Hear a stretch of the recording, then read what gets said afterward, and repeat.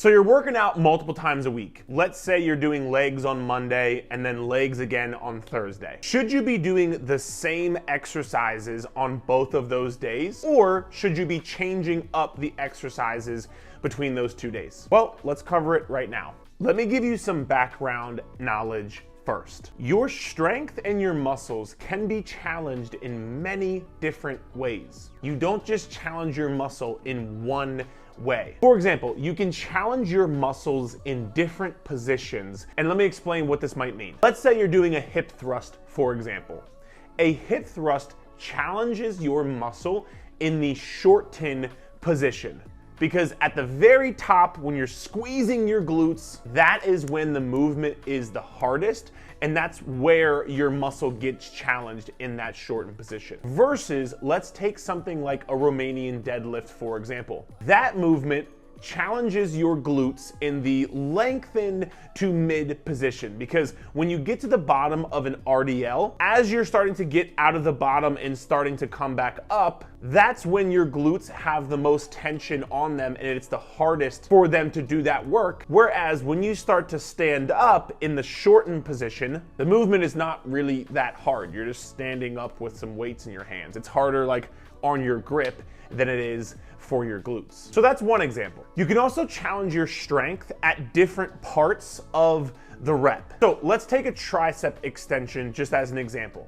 When you're doing a tricep extension press down, that movement is hardest when your elbows are fully extended and you are having to really kind of like resist that movement from pulling you back up. Whereas if you take something like an overhead tricep extension, for example, that movement is the hardest out of the bottom when your elbows are actually flexed as you get to about that middle point of the rep, because when you fully extend your arms, you could probably just sit there with the weight all day and just like keep your arms right there. Your triceps really aren't getting challenged that much, but from right here to right here, that's when a lot of your tricep is getting challenged. So you can challenge your strength in different parts of the rep. And you can also challenge your muscles from different angles and your strength from different angles. Let's take the very simple example of a flat dumbbell bench press versus an incline dumbbell bench press. A flat dumbbell chest press is gonna work a little bit more of like the middle to lower part of your chest, whereas an incline bench press is gonna work a little bit more of your upper chest and a bit more of your shoulder. And then last but not least, I could keep going here, but I'll just say one more. You can challenge your muscles from a bilateral perspective versus a unilateral perspective. What does that mean? A bilateral just means two legs or both sides of your body. So think like a squat, for example, and then a unilateral just means one leg or one side. So let's say a Bulgarian split squat or a reverse lunge, for example. So as you can see, that's just a few, but there are many ways you can challenge your strength and your muscles to then improve your strength and your muscles. So with knowing this, I think if your goal is to get the most well-rounded muscle, the most well-developed muscle, the most total body strength that you are looking to get, you would almost be doing yourself a disservice if you kept in the same exercises for each workout of the week. Because if you only kept the same exercises, you would be missing out on so much opportunity to hit your muscle from different angles, different ranges of motion, bilateral versus unilateral, and so on and so forth. Which then again would lead to less progress from building a well-rounded muscle and a well-rounded total body strength. All right, let's look at what your first leg day might look like and what your second leg day could potentially look like to make sure you are hitting your muscles from the different angles, different resistance profiles, different ranges of motion. Let's say that your first exercise is a squat. Remember, that is a bilateral movement, so you're doing both sides of your body at once.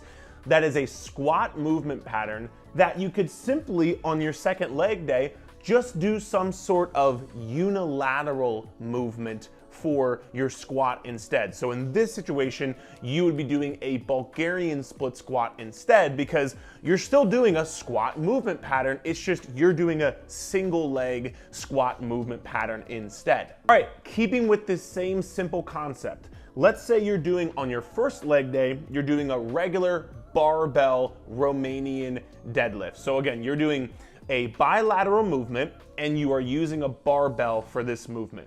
Let's then say you go over to your second leg day. Let's say you're now doing a single leg Romanian deadlift. Again, you're just going from a bilateral to a unilateral, and then this time you are doing more of a dumbbell-based movement instead.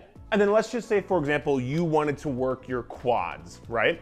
Let's say on the first lower body day, you're doing that leg extension machine. This is going to work your quad in the shortened position, and that resistance profile is gonna be, it's gonna be very hard once you kind of get to the top, when your legs are kind of like fully lengthened and squeezing, right? When you're squeezing your quad really hard. Then, if you then swap that on day 2 for something called a reverse Nordic curl, and if you haven't done a reverse Nordic curl before, they are absolutely brutal on your quads because they work your quads in that lengthened position. So when your knees are bent now, remember the leg extension, it was hardest when your legs went straight. The reverse Nordic curl is working when your knees are bent and you're really kind of like stretching your quads. And so again, a great way of knowing, like, if you want to work your quads, you can do it, but you can do it from a different angle and a different range of motion, and, you know, working the muscle from that different resistance profile. So I'll give you some examples when we talk about, let's say, an upper body one day during the week and then your second upper body day during the week. Let's say, for example, you are doing a flat dumbbell bench press on your first upper body day. On your second upper body day, you could potentially do a cable chest press instead, because the flat dumbbell chest press is going to be working your muscle more in that like lengthened position. So when you get to the bottom of that chest press, that is really where it's going to be the hardest for your chest to get that up, and it'll take the most work from your chest. Whereas when you're doing a cable chest press, for example, yes, it'll be hard kind of out of the bottom, but it'll really, really, really be hard in that like middle to kind of like that shortened position when you're talking about a muscle standpoint. And then again, from a resistance profile standpoint, the resistance profile of this flat dumbbell chest press is, again, you're kind of working that rep at like the bottom of the rep. You're kind of getting stronger in the bottom of the rep. Whereas in that cable chest press, you're kind of now getting stronger towards like the latter half of that rep when you're kind of like finishing that rep out. If you only did a flat dumbbell chest press on both days, you would be missing out on that second part. Then let's say, for example, you are doing a one-arm lat pull down to work your back and to work your lat.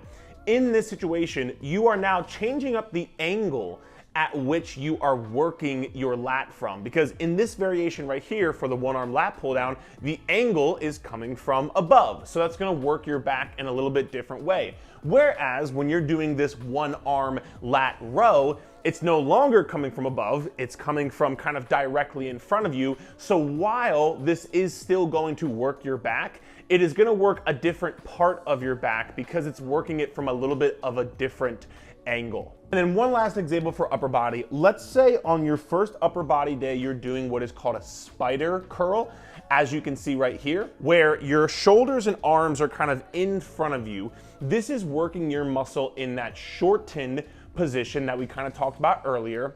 And then let's say on the second upper body day, if you want to work your biceps again, you switch to this double arm face away cable curl. Now you're changing the angle because now your shoulders and your elbows are behind your body, and now you're working your bicep in the lengthened position as opposed to the shortened position. So hopefully, as you can see from those examples, it is usually going to be in your best interest, if you're trying to make the most progress, to challenge your muscles and your strength in different ways. That's why on the different days, if you're doing lower body and lower body, or upper body and upper body, or lower body and full body, usually doing different exercises throughout the course of your week is going to be what is best for you to see the most progress humanly possible. And I know this can be a little bit overwhelming, and so what I will say is I did another video on this. You can check it out on my channel if you'd like to, or I also wrote an article on this, which I will drop down in the description of this video below.